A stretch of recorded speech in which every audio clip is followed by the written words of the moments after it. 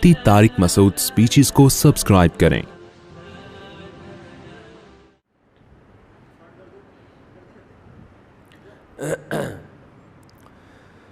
الحمد لله نحمده ونستعينه ونستغفره ونؤمن به ونتوكل عليه ونعوذ بالله من شرور أنفسنا ومن سيئات أعمالنا من يهده الله فلا مضل له ومن يضلل فلا هادي له ونشهد أن لا إله إلا الله وحده لا شريك له ونشهد أن محمدًا عبده ورسوله صلى الله تعالى عليه وعلى آله وأصحابه وبارك وسلم تسليمًا كثيرًا كثيرًا أما بعد فأعوذ بالله من الشيطان الرجيم بسم الله الرحمن الرحيم وذروا ظاهر الإثم وباطنه إن الذين يكسبون الإثم سيجزون بما كانوا يقترفون۔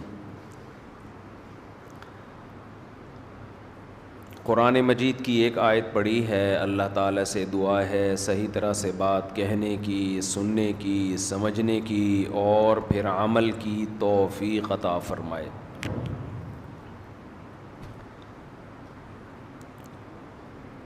اللہ تعالیٰ نے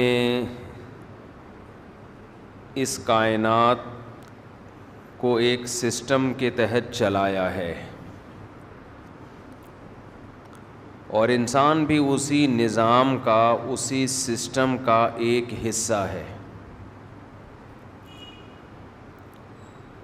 تو ہماری جو زندگی ہے وہ بھی سسٹمیٹک ہے، ایک نظام کے تحت چل رہی ہے۔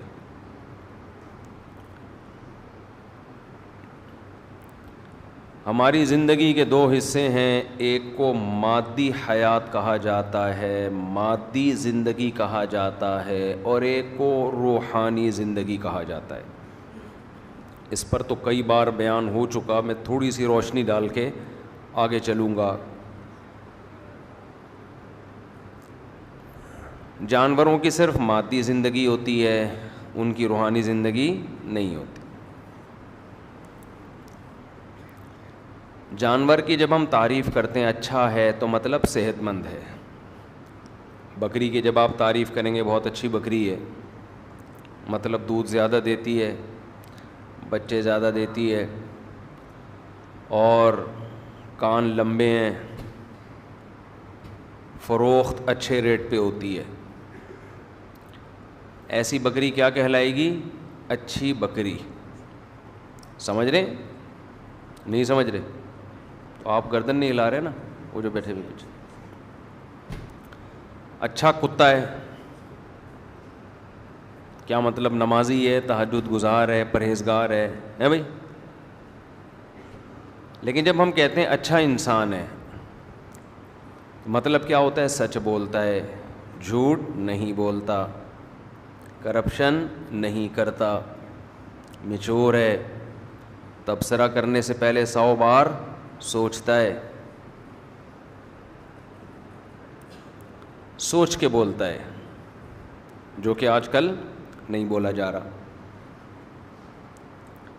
بات سے بات چل پڑتی ہے درمیان میں کہنے کی، میرا خیال ہے کوئی وہ نہیں ہے، موضوع سے ہٹ کے کچھ چٹکلے آ جاتے ہیں بیچ میں، کیونکہ سیاست کی بڑی جنگ چل رہی ہے نا۔ میں بھی زیر عتاب آیا ہوا ہوں آج کل، میں بھی زیر عتاب آیا ہوا ہوں۔ ہمارے بہت سے اپنے لسنر مجھے کہہ رہے ہیں آپ سیاست میں کیوں ٹانگ اڑاتے ہو، کیوں اپنے آپ کو متنازع بنا رہے ہو، چپ کر کے دین کی خدمت کرتے رہو۔ حالانکہ ہم نے سیاست میں ٹانگ نہیں اڑائی، ہم نے تو کوئی بھی فریق جب غلو کرتا ہے تو ہم اللہ کے عذاب سے ڈراتے ہیں، اللہ کے عذاب سے ڈراتے ہیں۔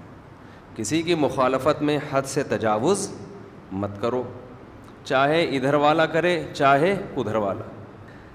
اتنی سیاست تو قرآن بھی بیان کر رہا ہے، وَلَا يَجْرِمَنَّكُمْ شَنَآنُ قَوْمٍ عَلَىٰ أَلَّا تَعْدِلُوا۔ اے ایمان والو، کسی قوم کی دشمنی میں، کسی سیاسی جماعت کی دشمنی میں، کسی ملک کی دشمنی میں، اتنا آگے نہ نکل جاؤ کہ عدل کا راستہ چھوڑ دو. یہ تو قرآن کہہ رہا ہے, اتنی سیاست تو قرآن بھی کر رہا ہے نا, تو ہم بھی اتنی ہی بیان کر رہے ہیں, اس سے زیادہ ہم بیان نہیں کر رہے. 15 دن اگر ایک شخص امریکیوں کو پاکستان میں رکھتا ہے, اس کو آپ قادیانی ایجنٹ, یہودی کچھ بھی کہہ دیں, لیکن اگر کوئی آپ کا اتحادی ایئرپورٹ اور پورے اڈے حوالے کر دیتا ہے ان کے, اور یہاں سے جہاز اڑ اڑ کے پورے افغانستان کا بیڑا غرق کر کے, حکومت ہی ختم کر کے 20 سال خون خرابہ کر کے نکلتے ہیں, اسے آپ یہ گالی دینے کے لیے تیار نہیں ہیں. تو یہ تو قرآن کا ٹاپک ہے نا, اتنا تو قرآن کہتا ہے بیان کرو. ممبر پہ بیٹھے کیا چائے پینے کے لیے بیٹھے ہو, گھاس کھانے کے لیے بیٹھے ہو کیا؟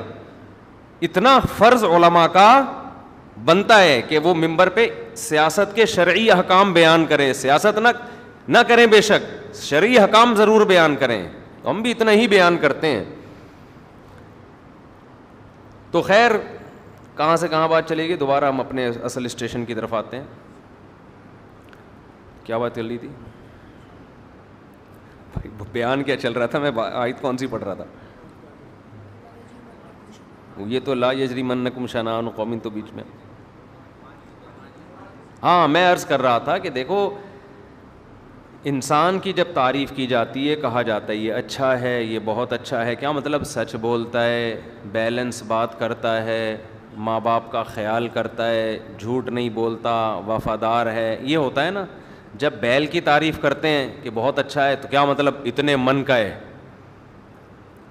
یہی بولتے ہیں نا. اس کی ناک کیا ہے؟ گول ہے اوپر سے, کھر سفید ہیں. بھینس کی جب آپ تعریف کرتے ہیں, بہت اچھی بھینس ہے, کیا مطلب؟ نیک ہے, پیشاب کے بعد استنجا کرتی ہے, بولو نا.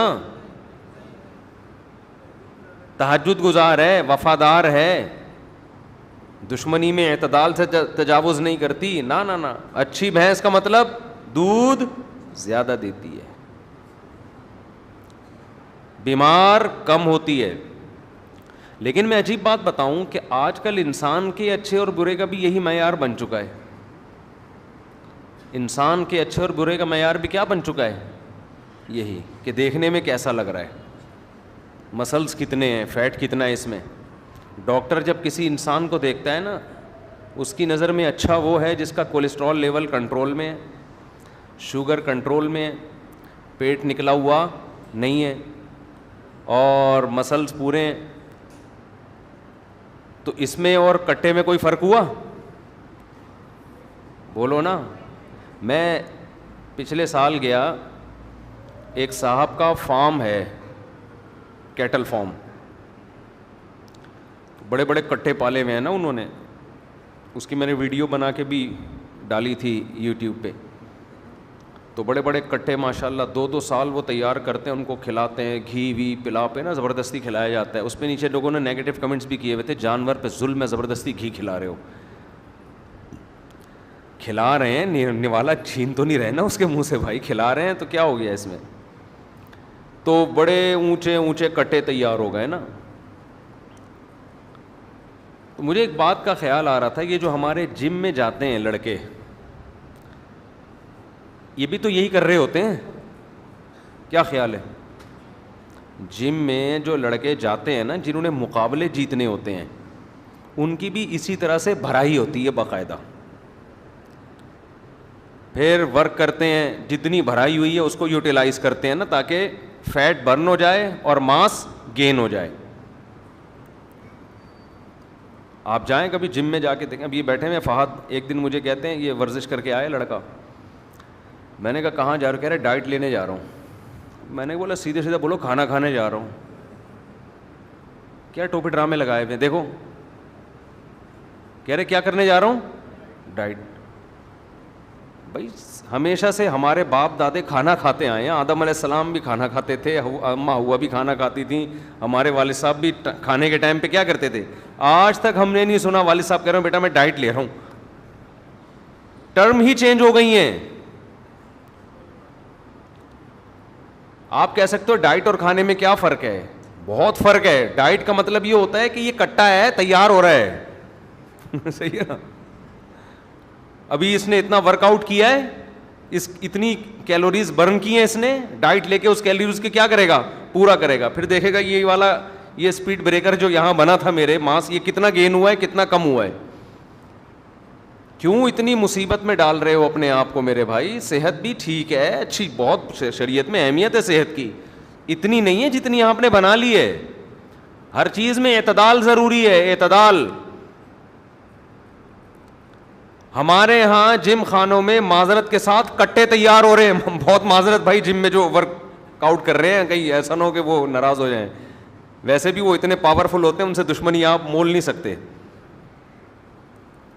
تو جم میں ضرور جائیں. ہم بھی کوشش کرتے ہیں, کبھی ٹائم ملے تو چلے جاتے ہیں, 2-4 ڈنٹ ونٹ پیل پال کے آ جاتے ہیں ہم بھی, ضروری ہے اس زمانے میں. لیکن جم میں میرے بھائی اگر کٹے تیار ہو رہے ہیں تو آپ میں اور لاسانی کے کٹوں میں کوئی فرق نہیں ہے. انسان کا کی پہچان اس کے کیریکٹر سے ہے, اس کے کتنا ماس اور کتنا فیٹ, اس سے انسان کی پہچان نہیں ہے. سمجھتے ہو کہ نہیں سمجھتے ہو؟ گھنٹوں گھنٹوں لگے ہوئے ہیں. میں ایک دفعہ گیا جم میں, تو میں نے بہت ایکسرسائز کر رہے تھے نا ایک صاحب, 5 سال سے روٹی نہیں کھائی انہوں نے, 5 سال سے روٹی نہیں کھائی, کیونکہ گندم سے انہوں نے کہا کہ ماس موٹا ہوتا ہے, فیٹ پیدا ہوتا ہے. کھجور کھاتے تھے, وہ بھی 2-3 صبح کے وقت, اور پتہ نہیں کیا کچھ ایسی خوراک. 5 سال روٹی, یار آدمی مر جائے. روٹی ایک ٹائم تو کھاؤ کم از کم. تو 5 سال روٹی نہیں کھائی, بہت ایکسرسائز, 2-3 گھنٹے میں دیکھتا تھا مسلسل. جب بھی آؤ نا تو وہی لگے ہوئے ہوتے تھے. اب یہ والا, اب یہاں سے بڑھانا ہے, اب دیکھ دیکھ کے اپنے آپ کو کس طرح سے فٹ کرنا ہے. تو اچھا, گرمیوں میں اتنا پسینہ نکلتا تھا ان کے, انہوں نے کہا میں فیٹ کو برن کر رہا ہوں ابھی. پھر سردیوں میں الٹا سسٹم. اللہ کی قدرت کوئی, پھر ایک دم مارکیٹ سے شارٹ ہو گئے نا. کئی دنوں بعد مجھے ملے, میں نے کہا خیریت؟ کہہ رہے ہیں یار میں ایسا بیمار ہوا کہ میں تو مرنے لگا تھا, وہ اللہ نے بچا لیا مجھے. میں نے کہا یار کیا فائدہ, 5 سال روٹی نہیں کھائی, نتیجہ کیا نکلا؟ بیمار ہو گئے, اور وہ جو رہی صحیح صحت تھی اس سے بھی گئے. یہ چیزیں اللہ کے ہاتھ میں ہیں, اس میں انسان اپنے اوپر ان چیزوں کو مسلط نہ کرے. دیکھو ورزش کے ہم آپ سے زیادہ قائل ہیں. میں تو سمجھتا ہوں کہ اس زمانے میں نماز روزے کی طرح فرض ہونی چاہیے ورزش. صحت بنانا بھی ضروری ہے نا, لیکن آپ یہ فرق ہی ختم کر دیں کہ انسان میں اور حیوان میں فرق کس چیز کا ہے, تو یہ غلط ہو جائے گا. تھوڑی سی جاگنگ کر لیا کریں روزانہ, تھوڑی سی واکنگ, 1-8 گھنٹہ واکنگ کر لیں, کبھی کبھار جم جا کے تھوڑا سا ویٹ اٹھا لیں تاکہ مسل میں تھوڑی طاقت برقرار رہے. ہم نے جم جانا کیوں شروع کیا؟ اس لیے نہیں شروع کیا کہ ہم کوئی بلڈر بننا چاہتے تھے. مجھے یاد ایک دفعہ میں پانی کی بالٹی اٹھا کے یہاں سے وہاں لے کے جا رہا تھا تو میری کمر میں پین شروع ہو گیا. میں نے کہا یار یہ تو ہم بچپن میں ایسے اٹھا کے رکھتے تھے, کیونکہ بہت عرصے سے وزن نہیں اٹھایا نا. تو ہم لوگ اب جب سے مولانا بنے, مدرسہ, مسجد, تو میں نے ایک دن ایسے بالٹی اٹھائی ہے, تو میں نے کہا یار یہ تو کیونکہ جب کوئی محنت کا کام نہیں کریں گے آپ تو ظاہر ہے وہ مسل ویک ہو جائیں گے. تو یہ سوچ کے ہم نے کہا تھوڑا وزن اٹھاؤ, تھوڑا یوں کرو, کچھ نہیں ہوتا, تنکے پہ 2 بٹن لگا کے اٹھاؤ, وزن اٹھاؤ. لیکن یہ ہماری ینگ جنریشن کو سمجھنا بہت ضروری ہے کہ میرے بھائی صحت اس دنیا میں مقصد نہیں ہے. گورے کیا کرتے ہیں, جم میں لوگ بتاتے ہیں کہ جو انگریزوں میں بلڈر بنتے ہیں نا, یہ ان کے گورنمنٹ پیسے دیتی ہے پورے بکرے کھانے کے, پورے دمبے کھانے کے, اور ان کا کام یہ ہوتا ہے سونا اور ورزش کرنا بس. اس کے علاوہ دنیا میں ان کا اور کوئی کام نہیں ہوتا. تو یہ پھر مقابلے جیتتے ہیں, پھر ہماری نوجوان نسل ان کو دیکھ کے احساس کمتری میں جاتی ہے کہ یار میں 5 سال تک اتنا ویٹ بڑھا نہیں سکا, میں 5 سال سے ایکسرسائز کر رہا ہوں, میرے مسلز ایسے نہیں ہیں, اور یہ دیکھو امریکن کو دیکھو, لندن کا آدمی ہے, یہ دیکھو کہاں سے کہاں پہنچ گیا. بھائی وہ کافر ہیں, ان کے ہاں کامیابی کا معیار اور ہے, ہمارے ہاں کامیابی کا معیار اور ہے. حضرت عمر رضی اللہ تعالی عنہ جب نبی صلی اللہ علیہ وسلم کے گھر تشریف لائے تو آپ کو دیکھا چٹائی پہ آپ سو رہے ہیں, اور گھر میں کیا, ایک مشکیزہ, ایک پیالہ, اور کچھ تھا ہی نہیں گھر میں سامان. تو حضرت عمر رو پڑے. عرض کیا کہ یا رسول اللہ, قیصر و کسریٰ کے پاس تو اتنا کچھ, اور آپ سید الانبیاء ہیں, تمام پیغمبروں کے سردار ہیں, آپ کی یہ حالت ہے غربت سے. تو آپ صلی اللہ علیہ وسلم نے فرمایا, اے عمر میں تو تجھے بڑا عقل مند سمجھتا تھا. یعنی آپ نے کیسا جواب دیا کہ یہ باتیں عمر تجھ پہ سوٹ نہیں کرتی, میں تو عقل مند سمجھتا تھا. ابھی تک یہ حقیقت تیری سمجھ میں نہیں آئی کہ ان کے لیے دنیا, ہمارے لیے آخرت. غیر مسلموں کا تو سب کچھ یہی دنیا ہے, انہوں نے تو اپنے آپ کو نمایاں کرنے کے لیے ایسا کچھ کرنا ہے کہ ہم نکھر کے نظر آئیں کہ ہم بھی دنیا میں پیدا ہوئے ہیں. مشہور ہونے کے لیے, دنیا میں نام کمانے کے لیے وہ جو چاہے, جو جس کو موقع ملتا ہے نا وہ کرتا ہے. ہمارے مذہب میں نام کمانا, اس کی کوئی ویلیو نہیں ہے اگر یہ اللہ کے لیے نہ ہو, کوئی ویلیو نہیں ہے اس کی. تو وہ تو کرتے جا رہے ہیں. تو میں خیر جلدی سے بات کی طرف آتا ہوں. دیکھو انسان کی پہچان کس سے ہوتی ہے؟ عمل سے. یہ سب چیزیں ضمنی ہیں, صحت کا خیال بھی رکھیں, اور صحت کا خیال میں صرف ایک کام کر لینا تو مزید کچھ زیادہ کرنے کی ضرورت نہیں ہے, تھوڑا کھائیں. اللہ کا واسطہ دے کے کہہ رہا ہوں, ابھی دیکھو رمضان گزرا ہے, تھوڑا کھانے کی عادت پڑ جاتی ہے انسان کو, بھوکا رہنے کی عادت پڑ جاتی ہے, بھوکا رہ لیا کریں, نہیں مریں گے انشاءاللہ. جتنی صحت بھوکا رہنے سے بنتی ہے اتنی کسی بھی چیز سے نہیں بنتی. مذہب کبھی غلط بات کہہ سکتا ہے؟ ہمارے نبی تو فاقوں سے رہتے تھے, تو کیا اللہ اپنے پیغمبر سے وہ کام کروائے گا جس سے صحت خراب ہو؟ ہے بھائی. ایک صاحب مجھے کہنے لگے کیا پیغمبروں نے کوئی ایسی چیز پی ہے جیسے ہم کیفین پیتے ہیں, کافی پیتے ہیں, چائے پیتے ہیں, اس طرح کی کوئی چیز؟ لوگ تھک جاتے ہیں نا بھائی, جب تھک جاتے ہیں تو کوئی نسوار رکھ رہا ہے تھوڑا فریش ہونے کے لیے, کوئی پان کھا رہا ہے, ہوتا ہے نا, کوئی چائے پی رہا ہے کڑک سی دودھ پتی, کوئی جناب کافی پی رہا ہے, کوئی گرین ٹی پی رہا ہے. تو ایک صاحب کو میں سمجھا رہا تھا یہ چیزیں پئیں آپ ضرور, ان پہ صحت کا لیبل نہ لگیں, یہ صحت کے لیے سب نقصان دہ ہیں, پئیں, میں منع نہیں کر رہا, آپ نسوار بھی رکھیں, آپ پان بھی کھائیں, آپ گٹکے بھی کھائیں, آپ چائے بھی پئیں, لیکن یہ نہ کہیں کہ یہ کیونکہ یوٹیوب پہ اس طرح کی چیزیں ہیں, چائے پینے سے دماغ تیز ہوتا ہے, سب بکواس ہے بالکل. دنیا کا کوئی بہت بڑا بیوقوف ہوگا جو کہے گا چائے پینے سے دماغ تیز ہوتا ہے.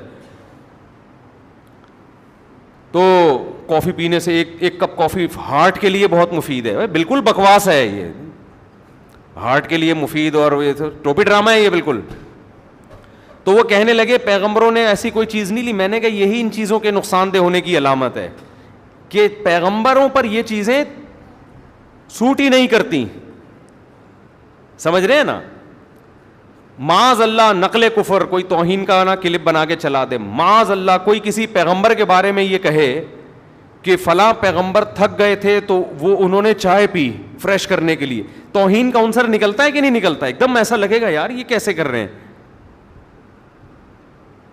اس سے پتہ دیکھو پیغمبروں کی زندگی جتنا فطرت کے قریب ہوتی ہے اتنا کسی کی زندگی نیچر کے قریب نہیں ہوتی. اللہ پیغمبروں کو وہ خوراک نہیں کھانے دیتے تو صحت کے لیے نقصان دہ ہو.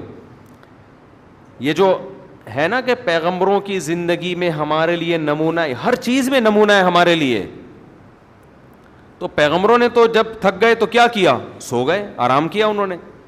ہم چائے پی رہے ہوتے ہیں, ہم گٹکے کھا رہے ہوتے ہیں, ہم سگریٹ پی رہے ہوتے ہیں. خیر, تو میں آپ سے یہ کر رہا ہوں کہ دیکھو یہ فرق کرو, انسان کے اچھے ہونے کی ڈیفینیشن کچھ اور ہے اور برے ہونے کی ڈیفینیشن کچھ اور ہے. تو یہ صحت کا بھی خیال کریں, جم بھی جائیں, بھاگیں دوڑیں, یہ سب کریں, لیکن ہمارا مقصد نہیں ہے لیبلوکم ایکم احسن عملا.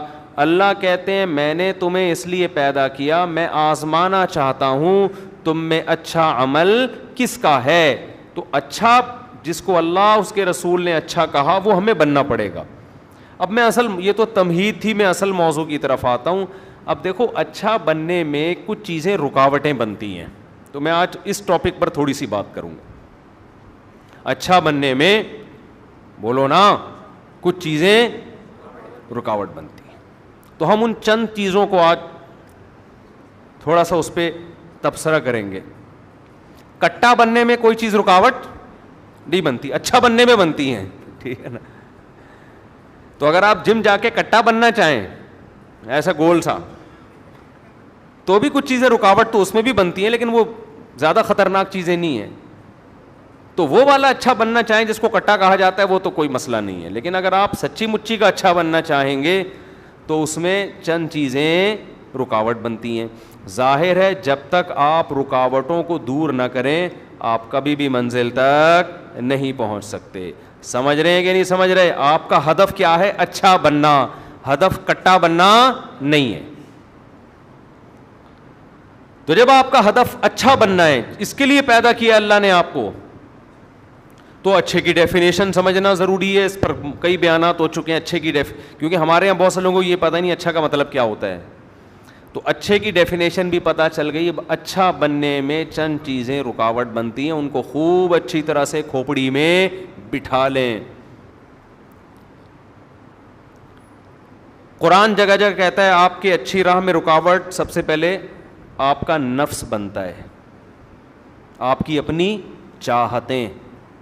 سمجھتے ہو؟ بہت سے گناہ ہم کرتے ہیں دل چاہ رہا ہے. بلکہ میں اس سے پہلے، اگرچہ سب سے پہلے ہمارا نفس رکاوٹ بنتا ہے، شیطان بعد میں رکاوٹ بنتا ہے، لیکن شیطان کا اثر بہت زیادہ ہے، اس لیے میں پہلے شیطان پہ ڈسکس کر لیں تو زیادہ اچھا ہے. اچھا بننے میں بہت بڑی رکاوٹ کون بنتا ہے؟ شیطان. کچھ چیزوں کی ترتیب تعلیمی ہوتی ہے، تعلیمی. بعض چیزیں ترتیب کے لحاظ سے غلط ہیں، لیکن جب آپ کسی کو ٹریننگ دے رہے ہو، سمجھا رہے ہو، تو وہ بعد والی چیز کو پہلے نمبر پہ، پہلے والی چیز کو بعد والے نمبر پہ بیان کرنا پڑتا ہے. اس کو کہتے ہیں ترتیب تعلیمی. ہم جب وراثت پڑھتے ہیں نا مدرسوں میں، تو قرآن نے تو اولاد کا حصہ پہلے بیان کیا، ابا کا، پھر اماں کا، لیکن جب طلبہ کو پڑھایا جاتا ہے تو وہ ترتیب الگ ترتیب ہوتی ہے، کیونکہ اس میں یاد کرنا آسان ہوتا ہے. اس کو کہتے ہیں ترتیب تعلیمی. سمجھتے ہو؟ تعلیم والی ترتیب. شیطان سب سے پہلے رکاوٹ بنتا ہے آپ کو اچھا بننے میں. وہ کیسے رکاوٹ ڈالتا ہے؟ شیطان کیا کرتا ہے؟ برائی پہ اچھائی کا لیبل لگا دیتا ہے. برائی پہ کیا کرتا ہے؟ اچھائی کا. یہ کام شیطان کرتا ہے. آپ اس کام کو برا سمجھ نہیں رہے ہوتے ہیں. سمجھتے ہیں؟ کیونکہ قرآن جگہ جگہ کہتا ہے وَزَيَّنَ لَهُمُ الشَّيْطَانُ أَعْمَالَهُمْ. شیطان نے ان کے لیے ان کے اعمال مزین کر دیے ہیں. مزین زینت سے نکلا ہے. زینت کا کیا مطلب ہے؟ ایک چیز گندی تھی، زینت اختیار کر کے اس کو خوشنما بنا دیا جائے. کوئی بدصورت عورت ہو، بیوٹی پارلر میں گئی، ڈینٹنگ پینٹنگ کا کام ہوا، ڈسٹیمپر لا کے پورے ڈبے خالی کیے، مارکیٹ میں جب مال آیا دولہا دیکھ کے بے ہوش ہو گیا خوشی سے، یار کیا رشتہ ملا ہے. اب شارٹ کلپ میں اتنی سی چیز نکال کے چلا دیں گے میری. یہ جو شارٹ کلپ والے ہیں نا، یہ پورا بیان ایک طرف یہ لکھا کے، اور اس کے ملین ویورز ہوں گے، اور پھر تبصرے ہوں گے مفتی صاحب ممبر پہ بیٹھ کے کیا باتیں کر رہے ہیں. سمجھتے ہیں؟ اور اگر ان شارٹ کلپ والوں کو اسٹرائکیں دے کے بند کرنا شروع کریں تو پھر یہ لوگ یہ کیا کہیں گے؟ دیکھو یہ مولوی لوگ چینل بناتے ہیں اور اس کو یہ دین کی بات کو پروموٹ نہیں ہونے دیتے، اسٹرائکیں دے کے چینلز کو اڑا رہے ہیں. یہ چاہتے ہیں بس ہمارا ہی اجارہ داری رہے، دین کی بات تو پھیل نہیں. تم دین کی بات تو نہیں پھیلا رہے نا، تم تو پورے بیان سے اتنے کلپ لے کے پھیلا رہے ہو چیزیں. میں نے کچھ دن پہلے اپنے شارٹ کلپ دیکھنا شروع کیا، میں نے کانوں کو ہاتھ لگا لیا. میں نے کہا یار یہ بندہ کر کیا رہا ہے؟ یہ اپنے بارے میں کہہ رہا تھا. جہاں کچھ تھوڑا سا ایسا ملے گا وہ نکال کے چلا دیں گے. تو بہت ہی برا امیج دنیا کے سامنے جا رہا ہے. ہم نے بھی تھوڑا سا ایڈمن کو بولا کہ ان کو ٹائٹ کرو بھائی، اسٹرائکیں دے کے اڑانا شروع کرو سالوں کو. سالے کہیں کے ہم نے کہا اڑاؤ ان کو, کوئی پتھر سے نہ مارے میرے دیوانے کو, بم کا زمانہ ہے, اڑا دو سالے کو. تو شیطان کیا کرتا ہے, قرآن کے الفاظ ہیں بار بار, وَزَيَّنَا وَزَيَّنَا, بری چیز کو کیا کرے گا شیطان, مزین. آپ جب گناہ کرنے لگو گے تو ضمیر روکتا ہے انسان کا, یار غلط کام ہے مت کر. شیطان دلائل لے کے اس غلط کو آپ کی نظر میں صحیح کر دے گا, حالانکہ وہ دین نہیں ہوگا, وہ آپ کی خواہشات ہوں گی. عیسائی کیوں تباہ ہوئے, شیطان کے کہنے پہ. دیکھو عیسائیوں میں گمراہی کیسے آئی ہے. انہوں نے کیا کیا, جب ایک ہی بات سب کر رہے ہوتے ہیں نا تو پھر آپ کی ویلیو ختم ہو جاتی ہے. سب اچھی باتیں کریں گے تو جو زیادہ اچھی کر رہا ہو لوگ اس کی طرف جائیں گے نا, تو آپ کیا کرو گے پھر. تو آپ کو کوئی نئی چیز مارکیٹ میں لانی ہوتی ہے, کوئی ایسی انوکھی تحقیق لاؤ کہ سارا کراؤڈ آپ کی طرف آ جائے.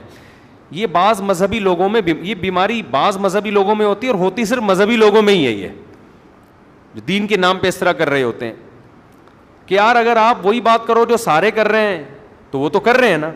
اب جناب پروفیسر غامدی صاحب اگر یہ کہتے حضرت عیسیٰ علیہ السلام آسمانوں پہ زندہ ہیں, قرب قیامت میں نازل ہوں گے, تو لوگ کہتے تو سارے علماء یہ بات کر رہے ہیں, تو بہت اچھی بات ہے, تو یہ بات تو ہم علماء سے پوچھ لیں گے, ٹھیک ہے نا. وہی باتیں کر رہے ہوتے جو سارے کر رہے ہیں, تو کون جانتا ان کو. تو آج کل کچھ اسکالرز ایسے ایک دم سے کوئی نئی چیز لے کر آئیں گے, پوری دنیا کے کان کھڑے ہو جائیں گے, سب کلک کریں گے. وہ میں نے ایک بیان کیا تھا نا, ایک مفتی نے فتویٰ دیا کتا حلال ہے, ایک دم دھڑا دھڑ وہ لوگ آنا شروع ہوئے. بھائی اس نے کہا میں مناظرہ کروں گا, کتا حلال ہے, ساری دنیا. اس نے کہا بھائی مجھے بڑے بڑے مولویوں کو لے کر آؤ, میں ثابت کروں گا ان کے سامنے کتا کیا ہے, حلال ہے. لوگوں نے دلائل پوچھے, اس نے کہا پورا مناظرہ ہوگا اس میں ثابت کروں گا. مناظرہ ہوا اور پوری دنیا میں مشہور ہو گیا. اس نے کہا بھائی کتا تو حرام ہے, مجھے تو کوئی جانتا وانتا تھا نہیں. میں نے کہا اسی طرح سے میں, تو یہ ہوتا ہے چیلنج کرتے رہو, آ جاؤ آ جاؤ, آ گیا تو مارکیٹ سے شارٹ. لیکن مشہور تو ہو گئے نا آپ, دنیا کو پتہ چل گیا بھائی یہ بھی کوئی صاحب ہے دنیا میں.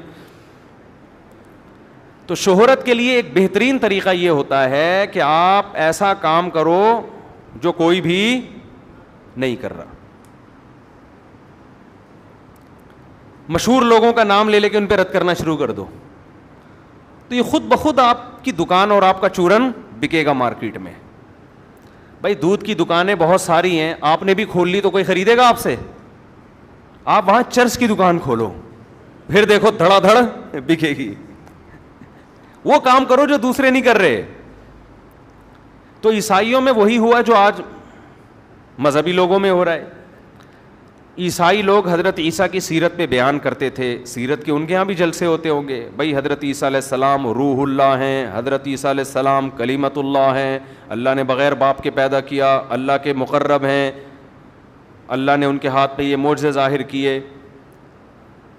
تو یہ بات تو سارے خطیب کر رہے تھے. تو کچھ خطیبوں نے کہا کچھ ایسا لے کر آؤ مارکیٹ میں جو دوسرے نہیں کر رہے, تاکہ لوگوں کے اندر سے سبحان اللہ نکلے. تو کہیں ایک خطیب نے تقریر کر دی ہوگی کہ حضرت عیسیٰ جو ہے وہ اللہ کے بیٹے ہیں. پہلی دفعہ تو لگا ہوگا یار یہ کچھ زیادہ ہو گئی, لیکن سبحان اللہ لوگوں نے, آج دیکھ لیں نا فیس بک پہ خطیب کیسے کیسے حضرت علی کے فضائل بیان کر رہے ہیں جو کسی کائنات میں کسی بشر نے کبھی سنے نہیں ہوں گے. اللہ میں اور حضرت علی میں کوئی فرق چھوڑا ہی نہیں ہے. تو مبالغہ غلو, لوگ اندر سے سبحان اللہ. لوگوں کو چاہیے گرم محفلیں, کچھ رلاؤ, کچھ ہٹ کے, ذرا ہٹ کے. رکشے کے پیچھے لکھا ہوتا ہے نا ذرا ہٹ کے, کبھی دیکھا آپ نے؟ ٹرکوں کے پیچھے لکھا ہوتا ہے ذرا ہٹ کے. یہ بڑا یعنی وسیع مفہوم ہے اس کا, کچھ نیا ہو جائے. تو یہاں سے کیا ہوا, وَزَيَّنَ لَهُمُ الشَّيْطَانُ أَعْمَالَهُمْ, شرک کی بنیاد شروع ہوئی ہے. شیطان نے ان جاہلوں کے لیے عمل کو مزین کیا کہ بھائی ہم اللہ کی توہین نہیں کر رہے, ہم تو پیغمبر کی تعظیم کر رہے ہیں. حالانکہ پیغمبر کی تعظیم کم اور اللہ کی توہین زیادہ ہو رہی ہے. مجھے ایک بات بتاؤ, ہم جب یہ کہتے ہیں کہ محمد صلی اللہ علیہ وسلم حاضر ناظر ہیں, تو یہ پیغمبر کی تعظیم نہیں ہو رہی, یہ اللہ کی توہین ہو رہی ہے کہ جو صفت اللہ کی تھی اس میں آپ نے نبی کو اللہ کے ساتھ شریک کر لیا. ہم جب یہ کہتے ہیں کہ اللہ نے پیغمبر کو اختیارات دے دیے ہیں, آپ پیغمبر سے بھی مانگ سکتے ہیں, تو یہ پیغمبر کی تعظیم نہیں ہو رہی, یہ اللہ کی توہین. کہ پہلے تو لوگ سمجھتے تھے ہم سب اللہ کے در کے محتاج ہیں, کچھ مانگنا ہو اللہ کے سوا کسی سے نہیں مانگ سکتے. اب آپ نے اللہ کے در سے ہٹا کے کہاں لگا دیا؟ نبی کے در سے مانگنے کی بھی اجازت دے دی. تو یہ توہین کس کی ہو رہی ہے؟ یہ اللہ کی. لیکن شیطان اس کو یہ نہیں کہتا اللہ کی توہین, شیطان نے اس شرک پہ لیبل لگا دیا نبی کی تعظیم کا, اور جو اس نظریے کو نہ مانے وہ توہین رسالت کا مرتکب, اور جو اس نظریے کو مانے وہ گویا پیغمبر کا ماننے والا. تو انتہائی بڑا جرم جس کو شرک کہا جاتا ہے, اس پہ شیطان نے لیبل کیا لگا دیا؟ تعظیم نبی. سمجھ میں آ رہی شیطان کی حرکتیں؟ نہیں آ رہی میرا خیال ہے. شیطان کوئی چھوٹی موٹی چیز نہیں ہے, بہت بڑی فلم ہے شیطان. ہم جب چھوٹے تھے نا تو کسی کا جب ہم نے مذاق اڑانا ہوتا ہم کہتے ہیں یہ آدمی انگلش فلم ہے, 3 گھنٹے کی انگلش فلم ہے گانوں کے ساتھ. کسی نے کہا ایک دن, میں نے کسی سے پوچھا کہ یار یہ کیا مطلب, یہ تم یہ کہہ رہے ہو یہ آدمی انگلش فلم میں 3 گھنٹے کی گانوں کے ساتھ, کیا مطلب؟ اس نے کہا ایک تو انگلش فلم 3 گھنٹے کی نہیں 2 گھنٹے کی ہوتی ہے, دوسرا اس میں گانے نہیں ہوتے. تو یہ ایسی فلم ہے جو ہے 3 گھنٹے کی, انگلش بھی ہے اور 3 گھنٹے کی ہے اور گانے بھی ہیں اس میں, تو فلم کی بھی فلم ہو گئی نا. یہ سمجھتے ہو کہ نہیں سمجھتے؟ تو یہ کام کیا کرتا ہے شیطان, یہ صبح و شام شیطان کا یہ کام ہے انتہائی. یعنی وہ کام جس کے لیے حضرت عیسیٰ نازل ہوئے, پیدا ہوئے, حضرت عیسیٰ نے ماں کی گود میں کہا اعبدوا اللہ ربی و ربکم, میں آیا ہوں دنیا میں اس لیے. حالانکہ دودھ پیتا ہے بچہ جب گواہی دیتا ہے وہ تو ایک معجزہ ہے نا, کہہ رہے میں اس لیے آیا ہوں تم غلامی کرو اللہ کی, جو تمہارا بھی رب ہے اور میرا بھی رب ہے. جو پہلا پیغام دنیا میں لے کے آئے, عیسائیوں نے اسی پیغام کی دھجیاں اڑا دیں اور لیبل کیا لگایا, عیسیٰ جو اللہ کے پیغمبر ہیں ہم ان کو پروٹوکول دے رہے ہیں, عزت دے رہے ہیں. نہیں آئی بات سمجھ؟ اس کی میں ایک آسان مثال دیتا ہوں کہ مشرک کرتا کیا ہے. دیکھو, آپ کے والد صاحب کا نام تھا سلیم. سلیم اب لینے میں کوئی نہیں کیونکہ باپ عزت دے رہا ہوں نا اس نام کو میں. پڑوس میں کوئی صاحب رہتے تھے سبکتگین,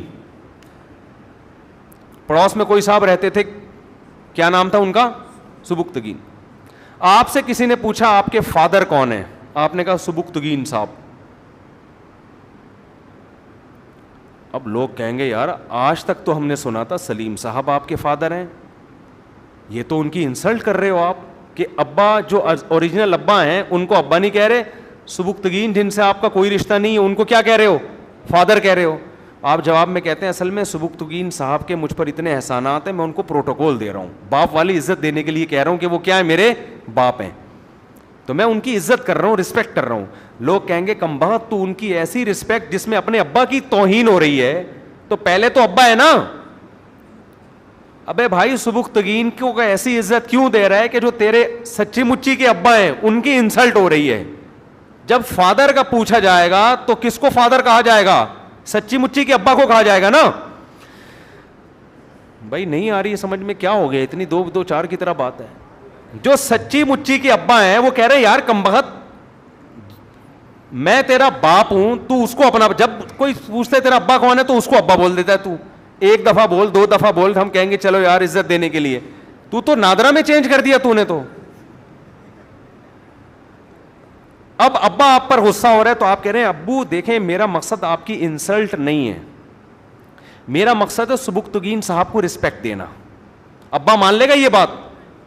ابا کہے گا بھائی تو سبکتگین کو ایسی رسپیکٹ کیوں دے رہا ہے جو میرا خاصہ ہے, یہ عزت تو ان کو دے رہا ہے لیکن جوتا کس پہ لگا رہا ہے؟ یہ مجھ پہ مار رہا ہے جوتا, یہ میری توہین کر رہا ہے, میری بھی اور تو اپنی ماں کی بھی توہین کر رہا ہے. تو جب کوئی نبی کی ایسی تعظیم کرتا ہے کہ نبی اور اللہ میں فرق ہی نہ چھوڑے, تو یہ نبی کی تعظیم نہیں ہے, یہ اللہ کی توہین ہے. لیکن شیطان اس توہین پر لیبل کیا لگا دیتا ہے؟ تعظیم کا. تبھی تو ہم پہ الزامات لگتے ہیں بزرگوں کو نہیں مانتے, یہ بزرگوں کی. میں جو ہے نا ایک واقعہ سناتا ہوں نا, کئی دفعہ سنا ہے. گاؤں میں گئے ہم, ایک قبر تھی, وہ ایک صاحب وہاں جا کے لیٹتے تو لڑکے قبرستان کی دیوار سے جا کے لگتے. انہوں نے کہا یہ بزرگ صاحب اندر سے لات مارتے ہیں. ہم لیٹے, اللہ کا شکر ہے کچھ بھی نہیں ہوا. انہوں نے کہا آپ کا ان بزرگ پر ایمان نہیں ہے, آپ کے دل میں ان بزرگ کی عظمت نہیں ہے. میں نے کہا ہمارے دل میں ان بزرگ کی عظمت ہے, اسی وجہ سے ہم کہتے ہیں بزرگوں کا کام قبروں میں بیٹھ کے لاتیں مارنا نہیں ہے. یہ جو لاتیں لگ رہی ہیں یہ شیطان ہے جو یہ کر رہا ہے, یہ بزرگ نہیں کر رہے, یہ شیطانی تصرف ہے جو قبر پہ ہو رہا ہے. لیکن ہمیں کہتے ہیں کہ یہ بزرگوں کو نہیں مانتے, یہ قبروں کو نہیں مانتے, یہ قبروں سے ان چیزوں کے قائل نہیں ہیں. ہم قبر کو ایسا ماننا جس میں اللہ کی توہین ہونا شروع ہو جائے. وَأَنَّ الْمَسَاجِدَ لِلَّهِ فَلَا تَدْعُوا مَعَ اللَّهِ أَحَدًا. قرآن کہتا ہے سجدہ گاہیں اللہ کے لیے ہیں, اللہ کے ساتھ کسی کو مت پکارو. کمال کی بات ہے یہ آیت محراب پہ لکھی ہوتی ہے کہ مسجدیں اللہ کے لیے ہیں, اللہ کے ساتھ کسی کو نہ پکارو, اور ایک طرف یا اللہ مدد اور دوسرے کونے پہ یا رسول اللہ مدد. آیت لکھی ہوئی ہے کہ اللہ کے ساتھ کسی کو مت پکارو, اور آپ اسی آیت کی دھجیاں اڑا رہے ہو کہ یا اللہ مدد بھی اور ادھر یا رسول اللہ مدد بھی. تو آپ تو اسی وقت اللہ کے ساتھ اللہ کے رسول کو پکار رہے ہو. تو شیطان کیا کرتا ہے, یہ جو شیطان نے حضرت نوح علیہ السلام کی قوم کو تباہ کیا شرک پھیلا کر, وہاں بھی یہی کام کیا. ان لوگوں نے اس دور میں 5 بڑے بڑے بزرگ تھے, ود, سوا, یغوث, یعوق, نصر, جن کا سورہ نوح میں ذکر ہے. یہ بزرگ جب دنیا سے گئے, انہوں نے کہا بڑے پیارے لوگ تھے, اللہ کے محبوب بندے تھے, ان کے پتلے بنا کے ہم رکھتے ہیں, ان کے سامنے ہم جھکیں گے, خوش اللہ ہوگا کہ میرے محبوب بندوں کو خوش کر رہے ہو. تو آپ جب کسی کے دوست کو خوش کرتے ہیں تو دوست خوش ہوتا ہے نا. یہ اپنی طرف سے انہوں نے ایک لاجک گڑھ لی کہ بھئی یہ اللہ کے نیک بندے تھے, تو اب یہ تو دنیا سے چلے گئے, تو ان کی مورتیاں بنا کے ہم جب ان کے سامنے جھکیں گے مدد اللہ ہی کرے گا, یہ نہیں کریں گے. اللہ نے کہا میں نے کب کہا ہے کہ ان کے سامنے جھکو تم, لیکن قوم کی سمجھ میں یہ بات نہیں آ رہی. اللہ کہہ رہے میرے سامنے جھکو, مجھ سے مانگو. وہ کہتے تھے نہیں اللہ ان کے ذریعے مدد کرے گا, کیونکہ یہ اللہ کے نیک بندے, اللہ نے ان کو اختیارات دے دیے ہیں. اللہ کہتا ہے میں اپنے نیک بندوں کو جنت تو دیتا ہوں, اختیارات نہیں دیتا. کسی کی بگڑی بنانے کا اختیار کسی بزرگ کے پاس نہیں ہے, اپنا نہیں ہے تو دوسرے کا کہاں سے آ گیا. اصل میں مسئلہ یہ ہے کہ یہ باتیں یہاں ہوں کر رہے ہوتے ہیں, لیکن جب مسائل میں آتے ہیں نا تو جاتے بزرگوں کے پاس ہی ہیں. یہ بڑے ٹیکنیکل, عاملوں کے پاس جاتے ہیں, قبروں کے پاس جاتے ہیں. وہ ایک صاحب نے مجھے فون کیا کہ میرا آدھا دھڑ فالج زدہ ہے, میں بہت ٹینشن میں ہوں, ہر طرح کا علاج کرا لیا ٹھیک نہیں ہو رہا. مجھے کسی نے کہا فلاں بزرگ کے مزار پہ جاؤ تو یہ والا بھی ٹھیک ہو جائے گا, باقی یعنی یہ آدھا دھڑ ٹھیک ہو جائے گا. میں نے کہا جن بزرگ کی آپ بات کر رہے ہیں ان کے دونوں دھڑ کام بولو نہیں کر رہے, تبھی تو ان کو قبر میں اتارا ہے. اگر ان کا آدھا دھڑ صحیح ہوتا, آدھا صحیح نہ ہوتا, تو ان کو غسل کفن دے کے قبر میں دفن کرتے. اموات غیر احیاء, قرآن کہہ رہے ہیں مردہ ہیں, یہ زندہ نہیں ہیں. وما یشعرون ایان یبعثون, انہیں یہ بھی نہیں پتا کہ ہمیں دوبارہ زندہ کر کے کب اٹھایا جائے گا. اسلام نے عقیدے کے معاملے میں ایسا کلیئر عقیدہ بیان کیا ہے کہ انتم الفقراء الی اللہ, اے لوگو سب اللہ کے در کے محتاج. کسی سے عقیدت رکھنے کا مطلب یہ ہے کہ یہ نیک آدمی ہے, اس سے دعا کی درخواست کر لو, اللہ سے یہ کیا کرے گا, دعا کرے گا, بس. اس سے زیادہ نہیں ہے. وہ بھی آپ کی طرح کا محتاج. آج کوئی بزرگ بن جائے تو ایسا لگتا ہے اس ڈاکٹر بھی یہی ہے, گردے بھی یہی ٹھیک کرے گا, دل بھی یہی ٹھیک کرے گا, رشتے بھی یہی کرائے گا. دیکھ لو نا یوٹیوب پہ, آپ دیکھو جا کے. یہ بدعتیوں کے کام نہیں بتا رہا میں, یہ ان لوگوں کے کام بتا رہا ہوں جو اپنے آپ کو توحید پرست کہتے ہیں اور بدعتی نہیں کہتے. وہ کہتے ہیں ہم بدعت نہیں کرتے. ان لوگوں کے کام بتا رہا ہوں آپ کو. یوٹیوب پہ آپ دیکھ لو, روحانی علاج والے, وہ گردے بھی ٹھیک کرے گا آپ کے, وہ پھیپھڑے بھی ٹھیک کرے گا آپ کے, وہ کووڈ کا علاج بھی آپ کو بتائے گا, وہ آپ کے گھریلو مسائل بھی حل کرے گا, وہ آپ کی بیوی بھاگ گئی ہے اس کو بھی لے کر آئے گا, وہ آپ کی ساس کو بھی ٹھیک کرے گا, وہ آپ کی خاندانی لڑائیوں کو بھی ٹھیک کرے گا. ہر ٹینشن کا اس کے پاس علاج ہے. ہم جب کہتے ہیں اس میں اور خدا میں تو کوئی فرق چھوڑا نہیں آپ نے, تو وہی شیطان پٹی پڑھاتا ہے, کہہ رہے ہم نے کب کہا یہ خدا ہے. بھائی ان کے علم کیا ہوا ہے, انہوں نے کیا کیا ہوا ہے, علوم کیے ہوئے ہیں, انہوں نے علم کیا ہوا ہے. بھائی علم ہوتا ہے, یہ ڈرامہ ہے, کچھ بھی نہیں ہے یہ.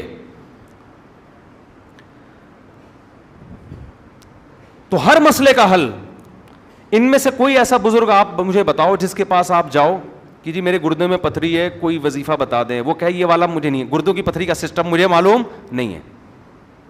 کسی ڈاکٹر کے پاس جاؤ گے نا, دنیا کا سب سے بڑا ڈاکٹر ہوگا, وہ بھی 2-4 باتوں کے بعد آ کے کہے گا یہ والا علم میرے پاس نہیں ہے, یہ اس کے لیے فلاں اسپیشلسٹ سے رابطہ کریں. آپ کہے گا نا وہ, ارے کسی جنرل فزیشین جو بہت بڑا فزیشین ہو, اس سے آپ نے علاج کرایا, ایک وقت اگر شوگر کا علاج, ایک وقت کے بعد آ کے کہے گا یار یہ اسپیشلسٹ کے پاس چلے جائیں تو زیادہ بہتر.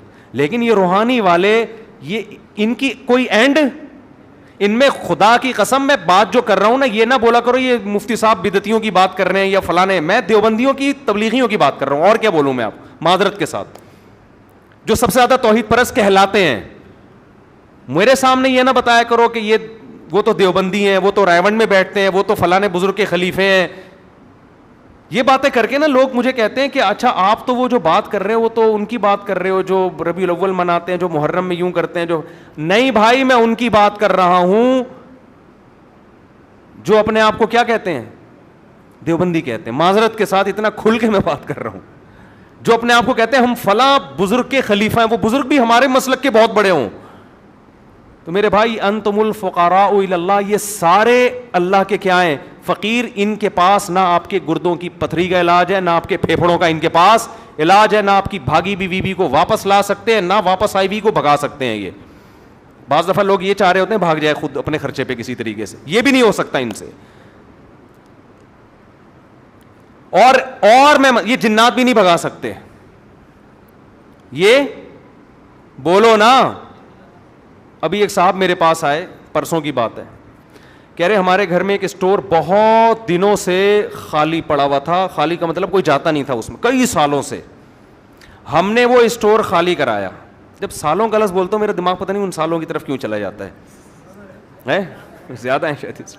کئی سالوں سے وہ اسٹور کیا تھا, بند پڑا ہوا تھا نا, یعنی خالی کا مطلب انسان نہیں تھا. کہہ رہے ہم نے خالی کروایا تو ہمارے گھر میں کوئی خاتون پہ دورے آنا شروع ہو گئے. جن آتا ان کے اوپر اور کہتا کہ جب یہ اسٹور تم نے خالی کیا, اس کی صفائی کی, میرے بچے مر گئے ہیں, اس میں میرے بچے مر گئے ہیں اور اب دوبارہ اس اسٹور کی طرف قدم نہیں کرنا. میں نے کہا بھائی یہ جو خاتون ہیں ان کو کسی نفسیاتی ڈاکٹر کو دکھاؤ, ان کا کوئی مسئلہ ہوگا, اللہ ان کو شفا عطا فرمائے. کہہ رہے ہم اسٹور میں جاتے ہوئے ڈر رہے ہیں. میں نے کہا اسٹور میں جا کے نا بم دھماکہ کرو جا کے, اور جن سے بولو ابھی تو تیرے بچے مرے, تیرے باپ دادے بھی یہاں مریں گے سارے. سمجھ رہے ہو, یہ ڈرامے کسی اور کے سامنے کرنا. میں نے کہا آگ لگا دو جا کے وہاں پہ, کیونکہ ایسے لوگ جب عاملوں کے پاس جاتے ہیں نا, اب عامل ان سے کھیلتے ہیں. نفسیاتی بیماریوں کی درجنوں قسمیں ہیں.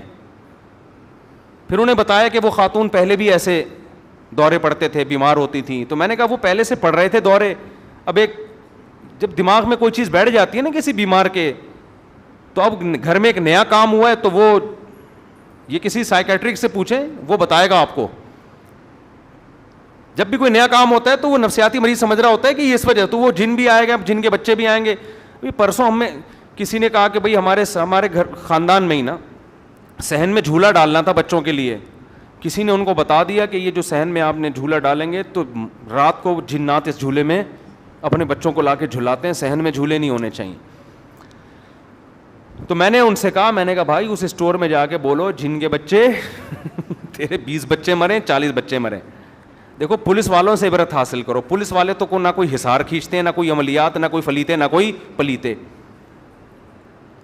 لیکن الحمدللہ یہ جنات سے بالکل بھی نہیں ڈرتے. ہم نے دیکھا ہے جب کسی گھر میں عاملوں کو پکڑنا ہوتا ہے نا, عامل کہتا ہے میں اتنے جنات تمہارے اوپر چھوڑ دوں گا, پولیس والا موبائل لے کے پہنچتا ہے, عامل کو ڈالا گاڑی میں, اور اس کے کروڑوں جنات تماشا دیکھتے رہ جاتے ہیں عاملوں کے.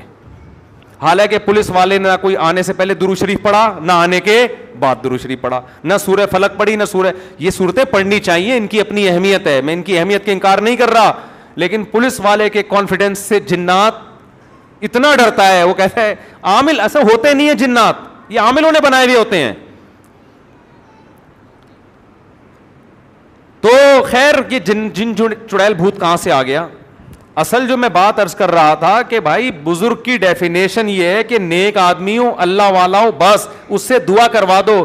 اس کے علاوہ وہ نہ آپ کی بیماریاں جانتا ہے, نہ آپ کے گردوں کے مسئلے حل کر سکتا ہے, کسی کا باپ بھی یہ مسئلے حل نہیں کر سکتا, ان کے اپنے بیسیوں مسائل ہوں گے. جہاں کسی پہ بزرگی کا لیبل لگا فوراً دماغ میں آتا ہے یار ان کے پاس کچھ ایسے اختیارات ہیں, یہ پہنچے ہوئے ہیں, ان کو پتہ ہے.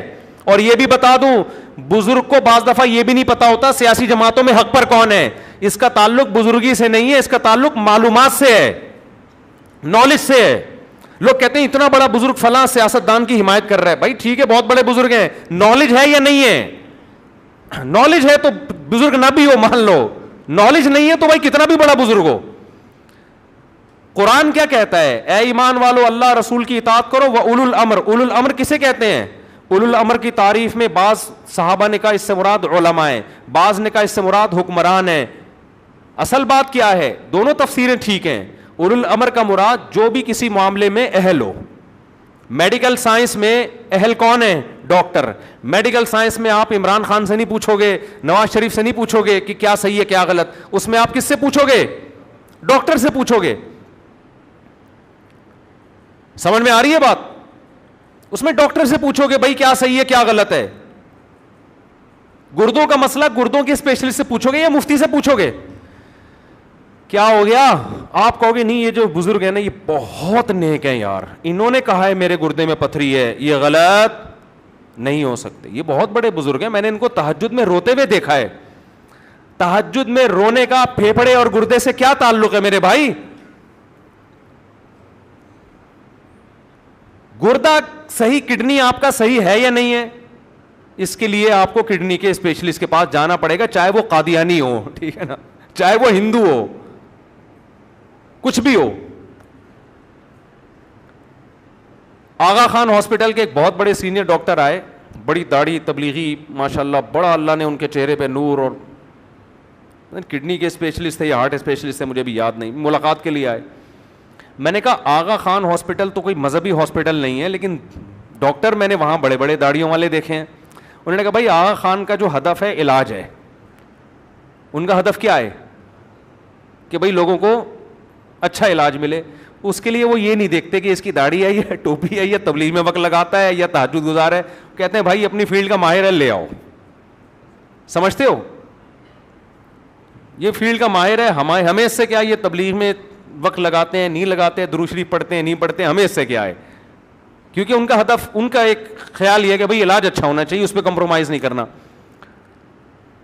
تو بڑی لاجک کی بات ہے یا نہیں ہے؟ لاجک کی بات ہے. لیکن یہ لاجک کی بات ہمارے ہاں جب ہم اپنے بارے میں سوچتے ہیں تو پھر یہ لاجک ہماری کیا ہو جاتی ہے؟ ختم. تو اس لیے میں جلدی سے بات کو سمیٹ کے ختم کرتا ہوں, پھر اگلے مہینے اگلے ہفتے انشاءاللہ ہم اسی ٹاپک کو لے کے آگے چلیں گے. وہ رکاوٹیں جو ہے نا اچھا بننے میں, کیا کیا چیزیں بنتی ہیں, رکاوٹیں. ان رکاوٹوں میں پہلی رکاوٹ چل رہی ہے, ٹھیک ہے. وہ رکاوٹ کیا ہے؟ شیطان. وہ شیطان کیا ہے؟ فلم. کون سی فلم ہے؟ 3 گھنٹے کی انگلش فلم ہے. کس کے ساتھ؟ گانوں کے ساتھ. یہ یاد کر لینا آپ لوگ, سمجھتے ہو؟ تو یہ کس طرح سے فلم ہے, اس نے کس طرح سے لوگوں کو گمراہ کیا, برائی پہ اچھائی کا لیبل لگایا. تو ہمارے ہاں بھی یہ جو عاملوں کے پاس بزرگ ہونے کی وجہ سے عقیدت میں لوگ جا رہے ہیں کہ یہ بہت, یہ بھی یہ شیطان کی تصرفات ہیں. چھوڑ دو, یہ تمہارے جیسے انسان ہیں, ان کے اپنے مسائل حل نہیں ہوتے, تمہارے مسائل بھی یہ لوگ حل نہیں کر سکتے. تو وقت بھی پورا ہو گیا, ابھی کتنی دیر لگے گی آپ لوگوں کو؟ 4 منٹ. اب 4 منٹ میں کیا بات کروں میں؟ اچھا, نماز کے بعد تھوڑی دیر مسائل کا سیشن ہوگا, اس میں جو بیٹھنا چاہے بیٹھ سکتا ہے, جانا چاہے جا سکتے ہیں. تو شیطان کا حربہ کیا ہے؟ برائی پہ لیبل لگائے گا اچھائی کی. اس کی ایک آدھ مثال اور دے کے پھر ہم اگلے ہفتے انشاءاللہ آگے چلیں گے. نماز کے بعد تو مسائل کا سلسلہ ہوتا ہے, اس میں جو آپ لوگوں نے پوچھنا ہو پوچھ لیے گا. قرآن کیا کہتا ہے؟ انا جعلنا ما علی الارض زینۃ لہا. شیطان کے بارے میں کتنے پوائنٹ یاد ہوئے آپ لوگ کو؟ نمبر 1 فلم ہے، نمبر 2 3 گھنٹے کی یہ انگریزی اور گانوں کے ساتھ. تیسری بات، شیطان کا طریقہ استعمال کیا ہوتا ہے؟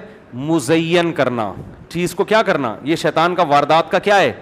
طریقہ ہے کہ برائی کو خوشنما کر کے آپ کے سامنے پیش کرنا. اس کی ایک اور مثال قرآن دیتا ہے، انا جعلنا ما علی الارض زینۃ لہا.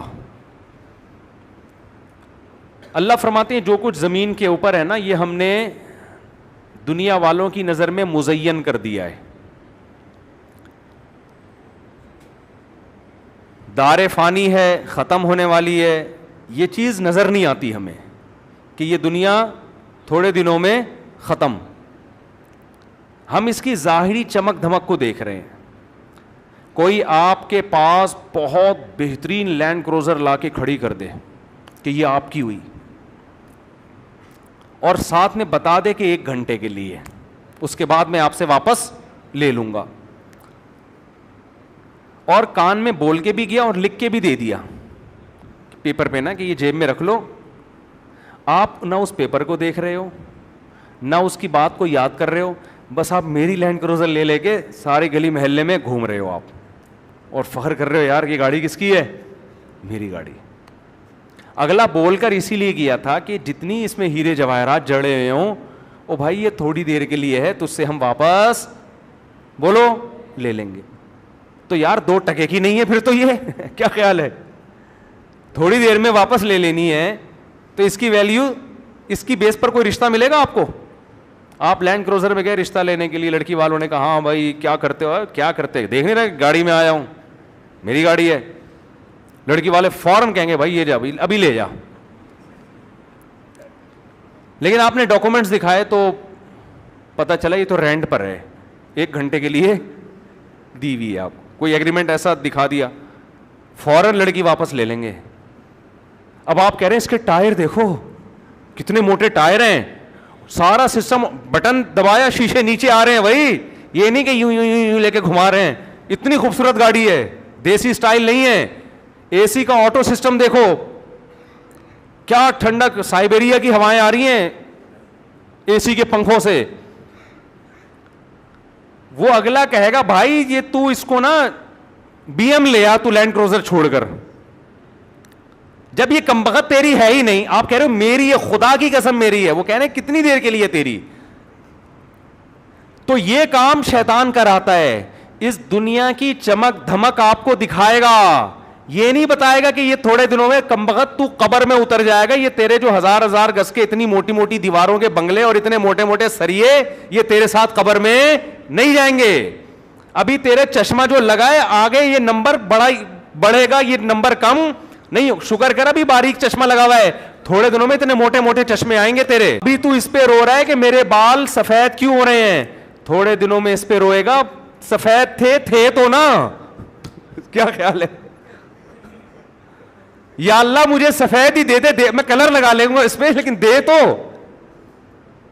پھر تھوڑے دنوں میں سفیدی کا مسئلہ بھی نہیں رہے گا، ایئرپورٹ بننا شروع ہوگا. آدمی کہے گا یار کھوپڑی تو تھی نا، دماغ تو تھا سوچنے کے لیے، اب تو یاد ہی نہیں رہتا. بوڑھے آدمی سے ڈاکٹر پوچھتے ہیں صبح ناشتے میں کیا کھایا، وہ گہری سوچ میں پڑ جاتے، یاد ہی نہیں رہتا کیا کھایا. پھر تھوڑے دنوں میں بالوں سے ہٹ کے دانتوں کا مسئلہ، دانت نہیں ہے چبانے کے لیے. ابھی اس پہ مسئلے ہوتے ہیں یار دانتوں کو سفید کیسے کیا جائے، مسکراتے ہوئے اچھے نہیں لگتے ہم، تھوڑے دنوں میں دانت مارکیٹ سے شارٹ. ایک ایک مسئلہ کھڑا ہوگا، ایک ایک مسئلہ. اور دیکھ رہے ہیں صبح شام لوگوں کو. آپ ذرا 20 سال پہلے کا کوئی فلم کا ہیرو گوگل پہ سرچ کرو اور دیکھو 30 سال بعد اس کی حالت کیا ہے. 1985 لکھو یا 75 لکھ لو، 75 میں لکھو بالی ووڈ ہالی ووڈ لالی ووڈ کا کوئی بہت بڑا ہیرو جو اس زمانے کا سپر ہٹ ہیرو تھا. لکھو 2023 میں 22 میں وہ کیسا لگ رہا ہے. بہت سے تو مارکیٹ سے شارٹ ہو چکے ہوں گے. ٹھیک ہے نا، آپ سرچ کریں گے آئے گا ہی نہیں. کہاں گیا، تھے اب نہیں ہے. کچھ آئیں گے تو آدمی کہے گا نہ ہی آتے تو اچھا تھا. آپ کہو گے یار ان سے دم کروا لو, ان سے جن بھگوا لو, ان سے تھوڑی آشیرواد لے لو, بزرگوں کی دعائیں قبول ہوتی ہیں. تو یار جب اتنے بڑے فلم کے ہیرو وہ بڈھے ہو گئے, کمریں جھک گئیں, میں اور آپ کس کھیت کی مولی ہیں؟ ہماری اوقات کیا ہے؟ حضرت حکیم اختر صاحب شعر پڑھا کرتے تھے نا, وہ شعر مجھے پھر اصل میں مجھے یاد ہی بیان کے دوران آتا ہے. وہ ختم یہ زندگانی ہوئی, کوئی نانا ہوا کوئی نانی ہوئی. جو عشق معاشقے ہوا کرتے تھے نا, اب جو ہیرو تھا وہ نانا ہو گیا, ہیروئن کیا ہو گئی؟ نانی ہو گئی. اب وہ اچھی نہیں لگ رہی کسی کو. تو اتنی بڑی حقیقت ہے. مگر شیطان جو 3 گھنٹے کی انگلش فلم ہے گانوں کے ساتھ, وہ کیا کراتا ہے؟ اس دنیا کا فنا ہونا نظروں سے اوجھل کر دیتا ہے اور یہ شو کراتا ہے یہ تمہارے ساتھ ہمیشہ رہے گی. تو ایک بیکار چیز پہ کتنی خوبصورت چمک پٹی لگا دی نا اس نے. وہ چمک پٹی یہ کہ ہمیشہ رہے گی, حالانکہ پتہ ہے ہمیشہ نہیں رہے گی. تھوڑے دنوں کی بات ہے, سب ختم, فنا. زیادہ ٹائم تھوڑی لگتا ہے, وقت پورا ہو گیا. پھر انشاءاللہ اگلے ہفتے اسی ٹاپک کو لے کے چلیں گے. اللہ تعالیٰ سمجھنے کی, عمل کرنے کی توفیق عطا فرمائے. وما علینا الا البلاغ. جزاک اللہ. اچھا ٹھیک ہے.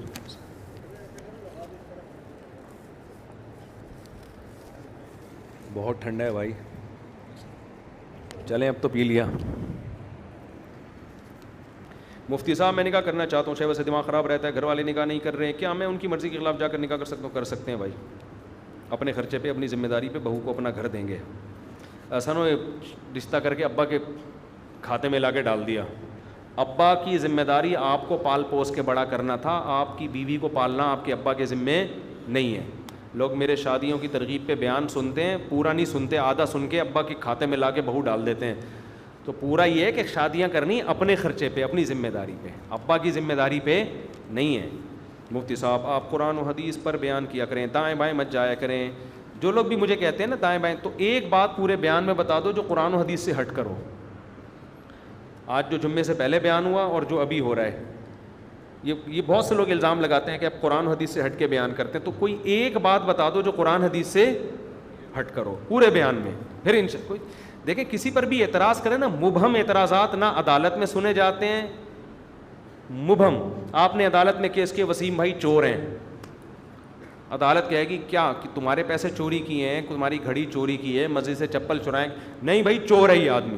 عدالت مانے گی اس دعوے کو؟ ابے کوئی مثال تو دو نا, کہاں چوری کی, کیا کیا.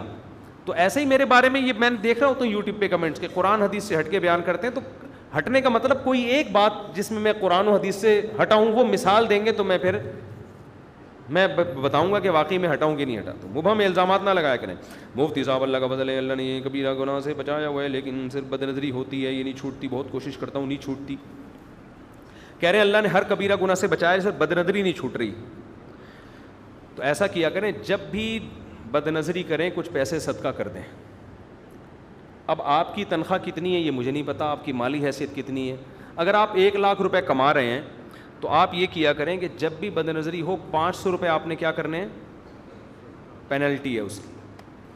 اگر 500 زیادہ لگ رہے ہیں تو کوئی بات نہیں 250 کر دیں, وہ بھی زیادہ لگ رہے ہیں صرف 100 کر دیں. آپ سزا لازمی دیں, بے شک ہلکی دیں.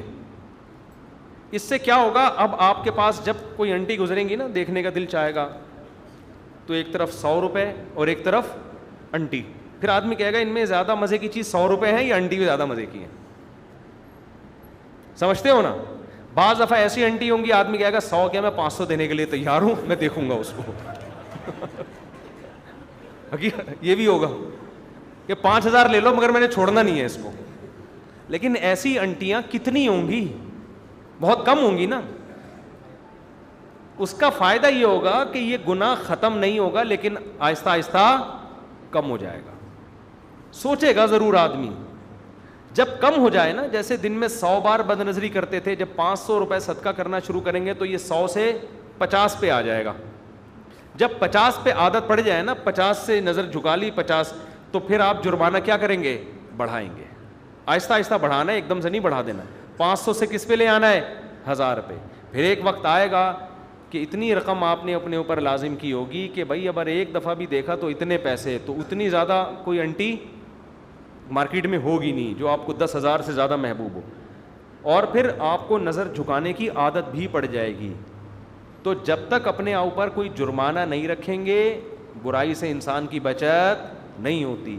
تو گناہ چھوٹتا ہے, عادت پڑ گئی نا, آہستہ آہستہ چھوٹے گا, ایک دم سے نہیں چھوٹے گا. تو اس کو کم کریں, کم ہوگا تو پھر اور کم ہوگا, آہستہ آہستہ ختم ہو جائے گا انشاءاللہ.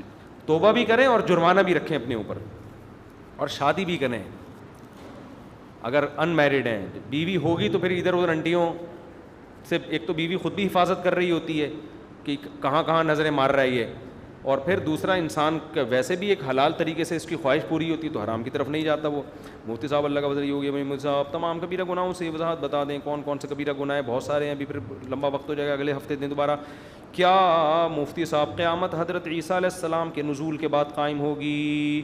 اور حضرت عیسیٰ کو ہی اللہ نے قیامت کے لیے منتخب کیوں کیا ہے؟ یقیناً ایسا ہی ہے, حضرت عیسیٰ کے نازل ہوئے بغیر قیامت قائم نہیں ہو سکتی. حضرت عیسیٰ نازل ہوں گے, دجال کو قتل کریں گے, پوری دنیا کو عدل سے بھر دیں گے, پوری دنیا میں اسلام غالب آ جائے گا. اس کے بعد پھر آہستہ آہستہ دوبارہ دنیا خراب ہونا شروع ہوگی, اور پھر جب مکمل خراب ہو جائے گی اللہ قیامت کو قائم کر دیں گے. اب باقی یہ کہ اللہ نے حضرت عیسیٰ کو منتخب کیوں کیا ہے, اس کے جوابات میں کئی بیانات میں دے چکا ہوں کہ حضرت عیسیٰ کی سلیکشن کی وجہ کیا ہے. ایک وجہ تو یہ کہ یہودیوں نے اپنے خیال میں ان کو قتل کیا تھا, تو حضرت عیسیٰ نازل ہوں گے یہودیوں سے انتقام لینے کے لیے, کیونکہ یہودیوں سے بڑا مسئلہ ہے نا. دوسری وجہ, حضرت عیسیٰ کو جو اللہ نے معجزے دیے وہ سارے سائنس کو چیلنج کرتے ہیں. تو چونکہ سائنسی ترقی کا دور ہوگا نا, تو اللہ نے ایسے معجزے دیے جو سائنسدانوں کو چیلنج کر دیں گے.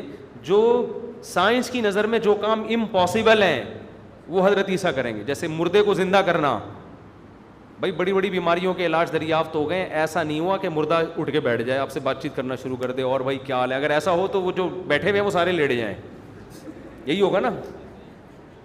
کوئی تختے پہ آپ نہلا رہے ہیں, مردہ اٹھ کے بات کرے اور بھائی خیریت ذرا تمیز سے, تو تختے پہ تھوڑی دیر میں کون لیٹا ہوا ہوگا؟ آپ لیٹے ہوئے ہو گے.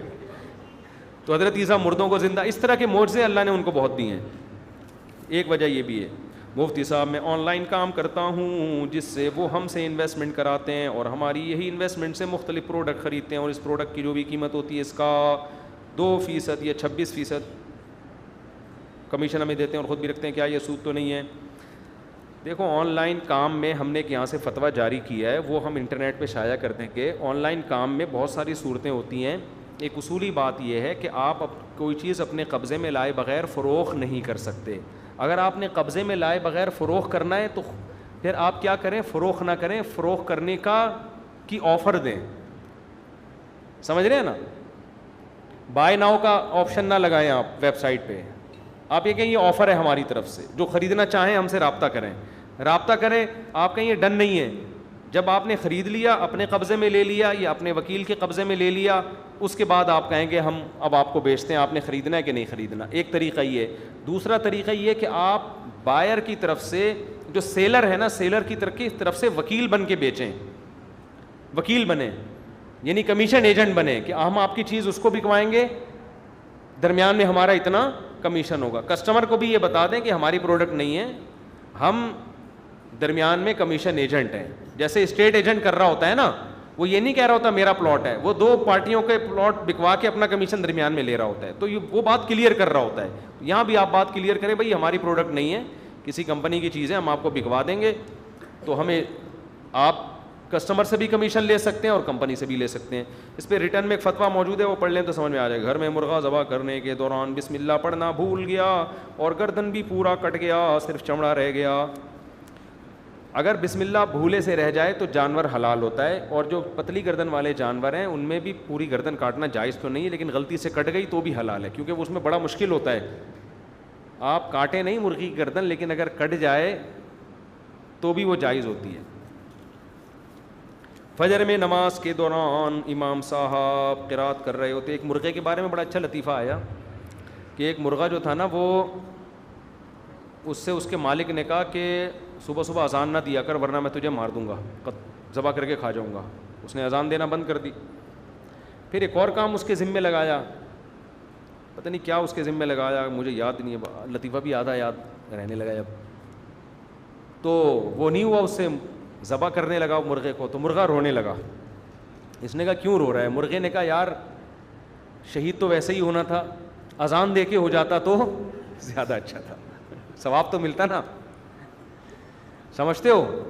تو مرنا تو سب نے ویسے ہی ہے, کسی اچھے کام پہ مر جاؤ تو زیادہ اچھا ہے. تو مرغے نے تو ذبح ہی ہونا ہے. ایک مرغا مرغی کے پیچھے بھاگ رہا تھا, مرغی گاڑی کے نیچے آ گئی نا, تو مرغا کہتا ہے کمبخت جان دے دی, عزت پہ آنچ نہیں آنے دی اس نے. دیکھ لو یار مرغے بھی کیسے ہوتے, کہتے جان دے دی عزت پہ آنچ نہیں آنے دی. فجر میں بہت سے لوگ, یہ پھر بعد میں بتاؤں گا تفصیلی مسئلہ ہے, اس میں بہت سارے دلائل ریکارڈ کروانے پڑیں گے. میرا ایک دوست ہے جس کے 3 چھوٹے بچے ہیں اور اس نے اپنی بیوی کو طلاق دی اور بچہ بیمار ہے, اب دوبارہ ملنا چاہ رہے ہیں بچوں کی خاطر. تو دیکھو 3 طلاقیں دی ہیں تو نہیں مل سکتے دوبارہ. اہل حدیث سے فتویٰ لے لیتے ہیں, اس فتوے سے بیوی حلال نہیں ہوتی, کیونکہ 3 طلاق کے مسئلے کو قرآن نے, صحیح احادیث نے, بخاری مسلم کی احادیث ہیں, صحابہ کے فتاوی ہیں, چاروں اماموں کا اجماع ہے, 3 ہی ہوتی ہیں. یہ جو اہل حدیث نے ایک شوشہ چھوڑا ہوا ہے نا 3 ایک ہوتی ہیں, یہ سب فضول بکواس ہے, اس کی کوئی حیثیت نہیں ہے. اور یہی وجہ ہے کہ اہل حدیث اس موضوع پر بات بھی نہیں کرتے کبھی بھی. کبھی آپ ان سے رابطہ کرو نا بھائی اس ٹاپک پر آؤ بیٹھ کے بات, کبھی بھی نہیں بات کریں گے اس موضوع پر. ان کو پتہ ہے کہ ان تلوں میں تیل نہیں ہے, یعنی اس مسئلے میں بالکل فارغ ہیں وہ, تو فتویٰ دے دیتے ہیں بس وہ جا کے. تو یہ حرام ہے, اس سے اہل حدیث سے فتویٰ لینا اس مسئلے میں بالکل حرام ہے, ناجائز ہے, اس سے بھی حلال نہیں ہوتی. 3 دے دیں تو ختم معاملہ, یہ دینے سے پہلے سوچا کرو. اور غلط کام ہے 3 طلاقیں دینا, بری حرکت ہے. لیکن جب ہو جائے نا ایک کام تو پھر اسلام کا مزاج یہ ہے کہ اب آگے کی سوچو, جو ہو گیا ہے اس پہ توبہ استغفار کرو. سمجھتے ہیں؟ یہاں تک علماء نے لکھا ہے کہ اگر آپ سے کوئی گناہ بھی ہو جائے, کوئی برائی ہو گئی, آپ اللہ سے گڑ گڑا کے ایک دفعہ توبہ کر کے اس برائی کو بھول جائیں. بار بار نہ سوچیں یار میں نے یہ کیا, اس سے کیونکہ موٹیویشن نہیں ملے گی آگے بڑھنے کی. تو جب صریح گناہ کے بارے میں یہ ہے کہ ہو جائے توبہ کر لیں تو بھول جاؤ, تو طلاق دینا اچھا کام نہیں ہے. لیکن اگر ہو گئی ہے توبہ استغفار کرو, اللہ سے معافی مانگو, میں نے غلط کیا, لیکن اب اس کو ریپیٹ نہ کرو, وہ بھول جاؤ, بولو اسی میں خیر ہوگی, بس جو ہونا تھا وہ کیا ہے, ہو گیا, بس اسی میں خیر ہوگی. آپ 2 فلسفوں کا ذکر کرتے ہیں, ذرا ان کی ڈیفینیشن بیان کر دیں. ایتھیس اور یوتھیا, یہ کیا ہے بھائی, کچھ نشاندہی ہو جائے, کیا مطلب ایتھیس اور یوتھیا؟ اچھا میرے بھائی, اچھا میرے خلاف لوگ کلپ بناتے ہیں کہ بولتے ہیں مفتی صاحب سیاست میں دخل اندازی کر رہے ہیں. تو جو کلپ بنا رہے ہیں وہ بھی تو سیاست میں ہی دخل اندازی کر کے بنا رہا ہے نا. تو یہ عجیب قسم میں کھوپڑی میں آتی نہیں ہیں یہ باتیں. After studying about science the translation of holy Quran I have come in point on 29th of Ramzan before. اتنا لمبا خط لکھا ہے بھائی آپ نے. If you find any mistake in my study, please make it correct. بہت لمبا چوڑا خط ہے یہ, تو میں اردو میں نہیں پڑھتا اتنے لمبے خط, تو اس کا خلاصہ لکھ کے دے دیں. کدھر جن صاحب نے یہ لکھا ہے, آپ نے لکھا ہے, اس کا خلاصہ 2 لفظوں میں بتا دیں نا. جی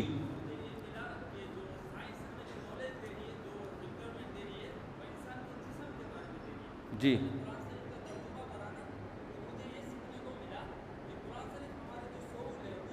ہاں جی جی جی جی بالکل صحیح کہا آپ نے, بالکل صحیح کہا, بالکل صحیح کہا آپ نے. ایسا ہی ہے, قرآن سائنس کی کتاب نہیں ہے, خوب سمجھ لیں. کل ایک صاحب نے مجھ سے سوال پوچھا کہ بہت سے ایسے سیارے جو بعد میں دریافت ہوئے ہیں, قرآن میں ان کا تذکرہ کیوں نہیں ہے؟ قرآن نے تو انہی سیاروں کا تذکرہ کیا ہے جو عرب لوگ جن کو جانتے تھے. تو اس سے پتہ چلتا ہے یہ اللہ کا کلام نہیں, معاذ اللہ, یہ تو نبی کا اپنا کلام ہے. جو نالج تھی وہ بتا دی. اللہ کا کلام ہوتا تو اللہ ایسی باتیں بھی کرتا نا جو اس دور میں سب کو معلوم نہیں تھیں. میں نے ان کو جواب دیا کہ قرآن اگر ایسے سیاروں کا تذکرہ کرتا ہے جو 1400 سال بعد دریافت ہوئے ہیں, تو عرب لوگ اس قرآن پہ ایمان لاتے یا اس کو جھٹلاتے؟ بولو نا. وہ کہتے یہ کون سی باتیں ہیں بھائی, یہ کون سا سیارہ ہے؟ تو نبی کے کام 2 ہوتے, پہلے اس کو ثابت کرنا سائنسی حقیقت کو کہ نہیں جی ایسا سیارہ بھی ہے, پھر قرآن کی صداقت کو ثابت کرنا. تو یہ دو مشکل کام ہو جاتے ہیں نبی کے ذمے. پھر آج کچھ چیزیں دریافت ہوئی ہیں جو ہو سکتا ہے ابھی 1000 سال کے بعد دریافت ہوں گی. اگر آج کی سائنسی حقائق قرآن میں ذکر ہوتے تو ہم غیر مسلم کو کہتے دیکھو بھائی یہ قرآن میں یہ لکھا ہے, حالانکہ یہ تو 1400 سال پہلے تو پتہ نہیں تھا, لیکن پہلے سے قرآن میں لکھا ہوا ہے اور آج 1400 سال کے بعد دریافت ہوا ہے. تو دیکھو بھائی اس کا نتیجہ کیا نکلتا, 1000 سال کے بعد کوئی اور نئی چیز آ جاتی جو آج دریافت بولو نا نہیں ہوئی ہے. پھر آپ کیا کرتے؟ 1000 سال بعد والا کیا کرتا؟ وہ کہتے ہیں یہ تو 1400 سال پہلے تو یہ تھا ہی نہیں اس کا تصور, یہ قرآن نے کیوں بیان نہیں کیا جو 3000 سال بعد جو چیزیں دریافت ہو رہی ہیں. تو اس کا مطلب پھر قرآن قیامت تک جتنی سائنسی چیزیں دریافت ہوں گی سب کا تذکرہ کرتا. پھر قرآن نماز روزے کی کتاب نہ رہتا, وہ سائنسی تھیوریز کا نام بن جاتا. اور ان سائنسی تھیوریز کو ثابت کرنا نبی کے ذمے کتنا مشکل کام ہو جاتا ان عربوں کو جو نہ لکھنا جانتے اور نہ پڑھنا جانتے. وہ تو اور قرآن کا انکار کرتے. لہذا قرآن نے کہا بھائی ٹاپک سے ہٹو ہی نہیں, جو ٹاپک ہے نا اس کو فوکس کرو. تو قرآن میں اتنی سائنس کا تذکرہ ہے جو اس زمانے میں جو لوگوں کو نظر آ رہا تھا, سورج چاند ستارے, اس سے زیادہ قرآن نے سائنس کے ٹاپک کو چھیڑا نہیں, کیونکہ یہ ٹاپک تو قیامت تک پھیلتا چلا جائے گا, اس کی کوئی انتہا نہیں ہے. تو یہ الزام جب لگتا ہے جب قرآن سائنس کی کتاب ہوتی. پھر ہم کہتے ہیں کہ یار وہ اس زمانے میں جو سیارے دریافت ہو گئے ان کو تو قرآن ذکر کر رہا ہے, جو دریافت نہیں ہوئے ان کو ذکر نہیں کر رہا. تو یہ سائنس میں ادھوری کتاب ہے. ہم کہتے ہیں سائنس کی ہے ہی نہیں تو ادھوری اور مکمل کیا, ہدایت کی کتاب ہے. تو جو ہاں قرآن کے برحق ہونے کی سب سے بڑی دلیل یہ ہے کہ اس زمانے میں بہت سے سائنسی نظریات ایسے تھے جو معاشرے میں رائج تھے, جو آج 1400 سال کے بعد 100% غلط ثابت ہو چکے ہیں. قرآن نے ایسے کسی سائنسی نظریے کا تذکرہ نہیں کیا. قرآن یہ بھی تو کر سکتا تھا نا کہ اس زمانے میں جو سائنسی تھیوریز چل رہی تھیں انہی کو تذکرہ کر کے انہی کی مثالیں دے دیتا. ایک بھی نہیں لی ہے قرآن نے. اس کا مطلب یہ اللہ کا کلام ہے, اسے پتہ ہے کہ کون سی بات نقل کرنے کی ہے اور کون سی نقل کرنے کی نہیں ہے. سمجھتے ہو کہ نہیں سمجھتے؟ اچھا بھائی, خالد محمود میں خالد محمود جو جرمنی سے آیا ہوں, آپ سے گزارش آپ سے گزارش ہے کہ مجھے کچھ معلومات دیں, حوالے چاہیے. آپ اگر 15 منٹ دے دیں آپ کا احسان ہوگا. دیکھیں آپ اگر بعد میں آ جائیں تو اچھا نہیں ہے, اتوار کو عصر میں آ جائیں, ٹھیک ہے, اتوار کو عصر میں آ جائیں. جرمنی سے نہیں کراچی سے ہی آئیں پھر سیدھا. قیامت اور کوئی سوال تو نہیں بھائی کسی کا؟ شاباش جلدی سے. جی نہیں نہیں نہیں نہیں, رمضان کے روزے, شوال کے جو 6 روزے ہیں ان میں گڑبڑ نہیں کر سکتے آپ. بعض لوگ گھننے بنے ہوئے ہوتے ہیں, شوال کی بھی 6 روزوں کی نیت کر رہے ہوتے ہیں, رمضان کے قضا کی بھی نیت کر رہے ہوتے ہیں, ایام 20 کی بھی نیت کر رہے ہوتے ہیں, پیر جمعرات کی بھی, سارے ہی گڑبڑ کر رہے ہوتے ہیں. تو رمضان شوال کے جو 6 روزے ہیں وہ بالکل الگ ہوں گے. ہاں ایام 20 کے روزے اور پیر جمعرات کا روزہ آ گیا تو وہ اس میں مرج ہو سکتا ہے. تو اللہ سے امید ہے انشاءاللہ دونوں کا ثواب مل جائے گا, لیکن قضا روزے تو بالکل الگ رکھنے پڑیں گے آپ. جی فرض نماز کے بعد دعا حدیث سے ثابت ہے, بہت زیادہ ترغیب ہے حدیث میں, لیکن کسی ایک حدیث کو لے کے فیصلہ نہیں کیا جاتا, خود دیکھا جاتا ہے کہ صحابہ اور نبی نے اس پر کس طرح عمل کیا ہے. تو حدیث میں جو فرائض کے بعد اتنی دعائیں ہیں, لیکن ہم نہیں دیکھتے کہ ہمیں کوئی ایسی حدیث ملتی ہو کہ نماز کے بعد صحابہ نے ہاتھ اٹھا کے اجتماعی دعا مانگی ہو. بالفرض اگر ایک آدھ واقعہ ہے بھی تو ایک آدھ دفعہ ہے نا, یہ عمل تو 5 ٹائم ہوتا تھا, تو اس کی تو کثیر روایات ہونی چاہیے تھی نا. جو عمل بار بار ہو رہا ہے تو اس میں ایک روایت کیوں ہے؟ تو اس لیے, اور پھر فقہ کی کتابوں میں بھی, کیونکہ فقہ تو قرآن و حدیث ہی کا نچوڑ ہے, تو فقہ کی کتابوں میں بھی نہیں ملتا. جو عربی کتابیں ہیں, جو فقہ کی اصل کتابیں ہیں جو صدیوں پہلے لکھی گئی ہیں, ان میں بھی تذکرہ نہیں ملتا. ان باتوں کی بیس پہ لوگ مجھے کہتے ہیں یہ تفردات کرتا ہے, پوری قوم سے ہٹ کے مسائل بیان کرتا ہے. تو میں پوری قوم سے ہٹ کے نہیں, میں وہ بتا رہا ہوں جو پوری قوم کے مسائل ہیں, صدیوں سے کتابوں میں اسی طرح چلے آ رہے ہیں. تو آپ دکھا دو, ہدایہ میں دکھا دو, رد المحتاج, حدیث میں تو ہے ہی نہیں نا. تو آپ فقہ کی طرف اگر آتے ہو تو فقہ شافعی میں دکھا دو, فقہ مالکی میں دکھا دو, فقہ حنبلی میں دکھا دو, فقہ حنفی میں دکھا دو, لیکن فقہ حنفی کی عربی کتابوں میں, اردو میں نہیں. جو عربی جو فقہاء نے لکھی ہیں کتابیں, نہ فقہ شافعی کی کسی کتاب میں ملے گی اس دعا کا تذکرہ, نہ امام شافعی نے لکھا نہ امام، کیونکہ ہے ہی ملتا ہی نہیں ہے ہمیں کوئی اس کا تذکرہ. تو اس لیے یہ بر صغیر کی ایک رسم ہے جو نمازوں کے بعد ہمارے یہاں ہاتھ اٹھا کے دعائیں مانگی جاتی ہیں. پھر اس کا خام خواہ میں دفاع بھی لوگ شروع کر دیتے ہیں, اس کو دیوبندیت کا مسئلہ بنا لیتے ہیں. تو ایسا کرو گے تو کوئی بھی نہیں آئے گا میرے بھائی, ٹھیک ہے نا, ایسا کرو گے تو کوئی بھی نہیں آئے گا. تو حضرت مفتی محمد شفیع صاحب رحمۃ اللہ علیہ, جو حضرت مفتی تقی عثمانی صاحب کے والد تھے, ان کا پورا رسالہ اجتماعی دعا کے بارے میں, وہ پڑھ لیا کریں. مجھے یہ ہوتا ہے کہ لوگ نا مجھے تختہ مشق بنا رہے ہیں یوٹیوب پہ کہ یہ الگ ہی کوئی فرقہ پیدا ہوا ہے, یہ کوئی الگ ہی چل رہا ہے. بھائی آپ اپنے اکابر کی, جو ہمارے بھی اکابر ہیں, انہی کی کتابیں اٹھا کے دیکھ لیں. حضرت مفتی محمد شفیع صاحب رحمۃ اللہ علیہ جو مفتی اعظم تھے, ان کا پورا دعا کے پر رسالہ ہے. وہ وہی باتیں کر رہے ہیں جو میں کر رہا ہوں, یعنی میں وہی باتیں کر رہا ہوں جو وہ کر رہے ہیں, الٹا ہو گیا نا, ٹھیک ہے نا, وہ بڑے ہم تو چھوٹے ہیں.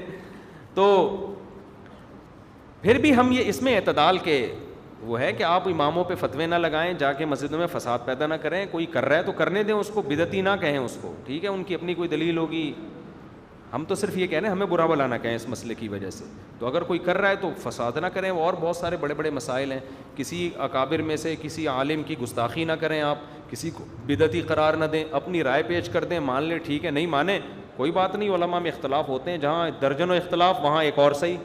ایسا کون سا گھبرانے والی بات ہے بھائی, اور بہت سارے مسائل میں اختلاف ہے یا نہیں ہے تو ایک اور صحیح, اس میں کیا ہو گیا. اور بھائی مارکیٹ میں کوئی نیا مسئلہ, ابھی نہیں کہا یار کہ ابھی تو تھک گئے ہیں بالکل, اتنا تو ہم اپنی شادی میں نہیں تھکے تھے یار, اب کسی اور کی شادی میں ہم. جی ہاں,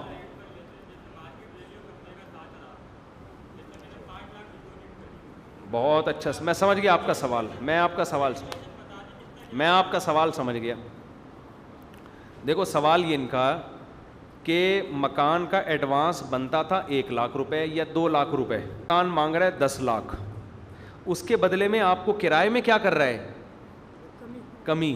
یہ حرام ہے, ناجائز ہے, سمجھتے ہو, کیونکہ اصل میں وہ قرضہ لے رہا ہے, اس قرضے کے بدلے میں آپ کو سہولت دے رہا ہے, اس قرضے کے بدلے میں آپ کو سہولت دے رہا ہے کہ مارکیٹ ویلیو سے بہت کم پہ آپ کو مکان دے رہا ہے وہ. تو قرضہ لے کے نا مختلف طریقے ہوتے ہیں جس سے قرضہ لیا اس کو فائدہ پہنچانے کا. تو اس سے یہ کہیں کہ بھائی جتنا بھی ایڈوانس لو, اس ایڈوانس کی بیس پہ کرایہ کم نہیں ہونا چاہیے. ویسے کم کر دیں تو ٹھیک ہے, بہت اچھی بات, فری میں دے دیں, کیا جا رہا ہے. تو ایڈوانس لینا دینا ناجائز نہیں ہے, لیکن اتنا زیادہ ایڈوانس لینا جو عرف سے زیادہ ہو, اور اس کی بیس پہ اتنا کم کرایہ کر دینا جو عرف سے بہت کم ہو, تو یہ پھر وہ ایڈوانس بھی واپس دے دے گا, آپ اس کو دے. پھر اس میں یہ بھی ہوتا ہے جب تک ایڈوانس واپس نہیں کیا تو یہ گھر آپ کے استعمال میں ہے, تو یہ بھی شبہ ربا کی وجہ سے حرام ہے. اس میں یہ کر لیا جائے, کسی کو پیسوں کی ضرورت ہے تو اس کو بولیں بھائی شروع کے 6 مہینوں کا کرایہ زیادہ ہوگا, 10 لاکھ ہوگا, اور پھر باقی کرایہ بہت تھوڑا ہوگا, تو پھر یہ ایڈوانس اس کو دے دیا جائے, یعنی وہ مالک بن جائے اس کا, پھر یہ قرض نہیں ہوگا. اس طرح سے ہیلہ اختیار کیا جا سکتا ہے کہ مالک مکان کو پیسوں کی ضرورت ہے, آپ نے کہا 10 لاکھ کرایہ لے لو 6 مہینے کا, جو بنتا نہیں ہے لیکن ہم تمہیں زیادہ کرایہ دے رہے ہیں, لیکن اگلے 6 مہینوں کا یا اگلے پھر کرایہ بہت تھوڑا ہوگا.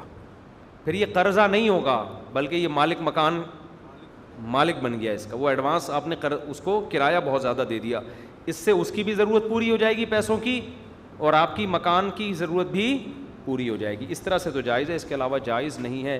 جلدی لاؤ دولہا کو یار, آپ تو 2 منٹ بیٹھ جائیں, دولہا خوش ہو جائے گا. آپ لوگ جائیں گے نا تو دولہا پھر ناراض ہوگا کہ میری جیسی شادی کی ٹائم آیا سب اٹھ کے چلے گئے. بس میں 2 منٹ میں, آپ کو پتا ہے میں نکاح کتنی جلدی پڑھاتا ہوں. دولہا کہاں ہے, جلدی سے بلاؤ بھائی, جلدی, بہت لیٹ آئے ہیں آپ, غلط کیا نا آپ نے. آپ کا نام کیا ہے؟ شراز ولد محمد عباس. بیٹھ جائیں بیٹھ جائیں. دلہن کے وکیل کدھر ہیں, دلہن کا نام بتائیں. ہیں نگینہ بنتے نگینہ بنتے محمد فراز سرفراز. آپ نے مجھے اجازت دی, اچھا مہر کتنا ہے؟ 1.5 تولے سونا, 5,000 نقد. آپ نے اجازت دی ہے کہ اس مہر میں نگینہ صاحبہ کا نکاح ان سے پڑھاؤں, اجازت ہے؟